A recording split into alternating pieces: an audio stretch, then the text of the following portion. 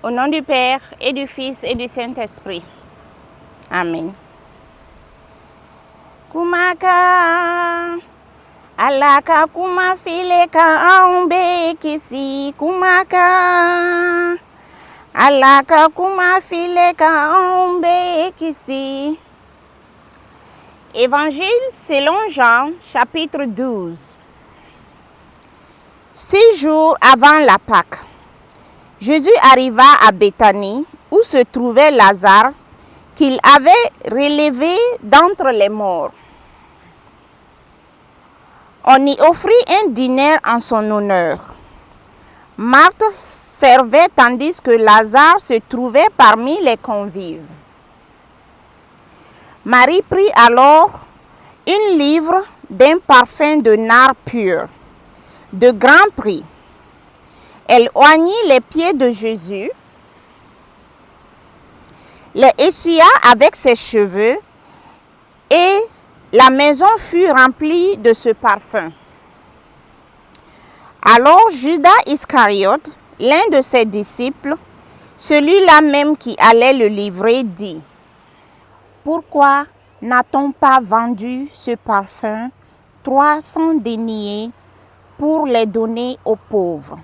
Il parla ainsi, non qu'il eût souci des pauvres, mais parce qu'il était voleur et que, chargé de la bourse, il dérobait ce qu'on y déposait.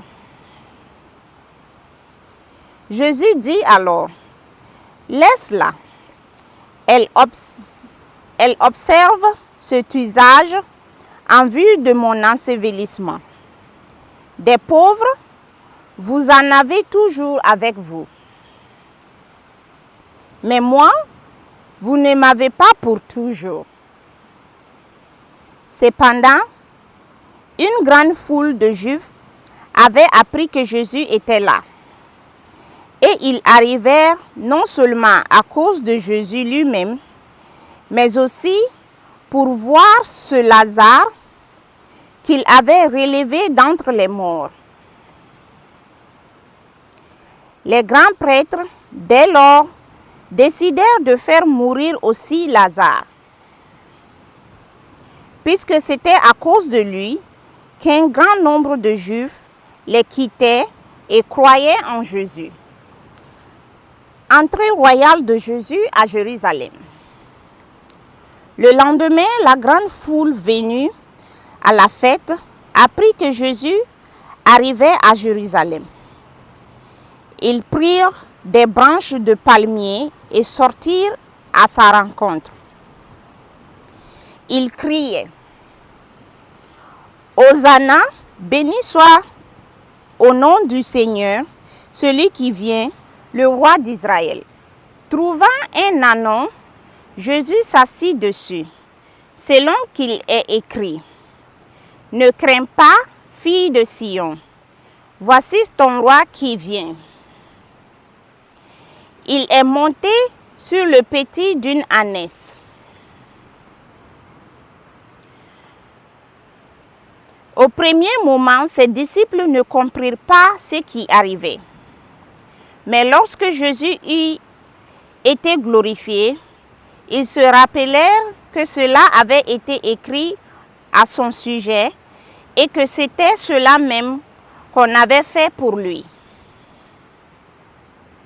Cependant, la foule de ceux qui étaient avec lui, lorsqu'il avait appelé Lazare hors du tombeau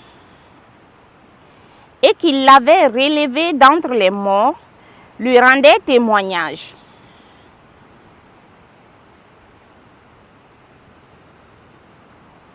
C'était bien, en effet, parce qu'elles avaient appris qu'il avait opéré ce signe qu'elles se portaient à sa rencontre. Les pharisiens se dirent alors les uns aux autres: Vous le voyez, vous n'arriverez à rien. Voilà que le monde se met à sa suite. Des Grecs demandent à voir Jésus. Il y avait quelques Grecs qui étaient montés pour adorer à l'occasion de la fête. Ils s'adressèrent à Philippe, qui était de Bethsaïda, de Galilée, et lui firent cette demande.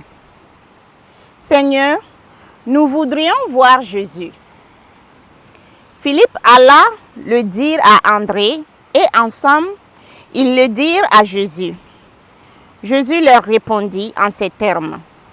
« Elle est venue l'heure où le Fils de l'homme doit être glorifié. En vérité, je vous le dis, si le grain de blé qui tombe en terre ne meurt pas, il reste seul. Si au contraire il meurt, il porte du fruit en abondance. Celui qui aime sa vie la perd.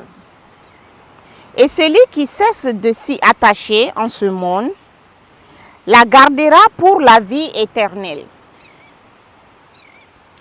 Si quelqu'un veut me servir, qu'il se mette à ma suite. Et là où je suis, là aussi sera mon serviteur. Si quelqu'un me sert, le Père l'honorera. Maintenant, mon âme est troublée. Et que dirai-je? Père, sauve-moi de cette heure. Mais c'est précisément pour cette heure que je suis venu. Père, glorifie ton nom. Alors une voix vint du ciel. Je l'ai glorifié et je le glorifierai encore. La foule qui se trouvait là et qui avait entendu disait que c'était le tonnerre. D'autres disaient qu'un ange lui avait parlé. Jésus reprit la parole. Ce n'est pas pour moi que cette voix a retenti, mais bien pour vous. C'est maintenant le jugement de ce monde. Maintenant, le prince de ce monde va être jeté dehors. Pour moi, quand j'aurai été élevé de terre, j'attirerai à moi tous les hommes. Par ces paroles, il indiquait de quelle mort il allait mourir. La foule lui répondit, « Nous avons appris par la loi que le Christ doit rester à jamais. Comment peux-tu dire qu'il faut que le Fils de l'homme soit élevé? Qui est-il, ce Fils de l'homme? »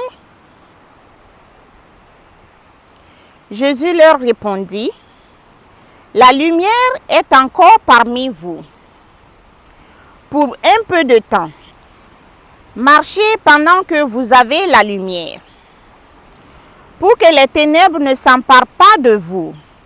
Car celui qui marche dans les ténèbres ne sait où il va. Pendant que vous avez la lumière, croyez en la lumière, pour devenir des fils de lumière. » Après leur avoir ainsi parlé, Jésus se retira et se cacha d'eux. Premier bilan et résumé de l'Évangile. Quoiqu'il y opérait devant eux tant de signes, ils ne croyaient pas en lui. De sorte que s'accomplit la parole que le prophète Isaïe avait dite. Seigneur, qui a cru ce qu'on nous avait entendu dire? Et à qui le bras du Seigneur a-t-il été révélé? Le même Isaïe a indiqué la raison pour laquelle ils ne pouvaient croire. Il a aveuglé leurs yeux et il a endurci leur cœur, pour qu'ils ne voient pas de leurs yeux, que leur cœur ne comprenne pas, qu'ils ne se convertissent pas. Et moi, je les aurais guéris. Cela, Isaïe le dit parce qu'il a vu la gloire et qu'il a parlé de lui. Cependant, parmi les dirigeants eux-mêmes, beaucoup avaient cru en lui. Mais à cause des pharisiens, ils n'osaient le confesser de crainte d'être exclus de la synagogue. C'est qu'ils préféraient la gloire qui vient des hommes à la gloire qui vient de Dieu. Cependant, Jésus proclama, « Qui croit en moi, ce n'est pas en moi qu'il croit, mais en celui qui m'a envoyé. Et celui qui me voit aussi celui qui m'a envoyé. Moi, la lumière, je suis venu dans le monde, afin que quiconque croit en moi ne demeure pas dans les ténèbres. Si quelqu'un entend mes paroles et ne les garde pas, ce n'est pas moi qui le juge, car je ne suis pas venu juger le monde, je suis venu sauver le monde. Qui me rejette et ne reçoit pas mes paroles a son juge. La parole que j'ai dite le jugera au dernier jour. Je n'ai pas parlé de moi-même, mais le Père qui m'a envoyé m'a prescrit ce que j'ai à dire et à déclarer.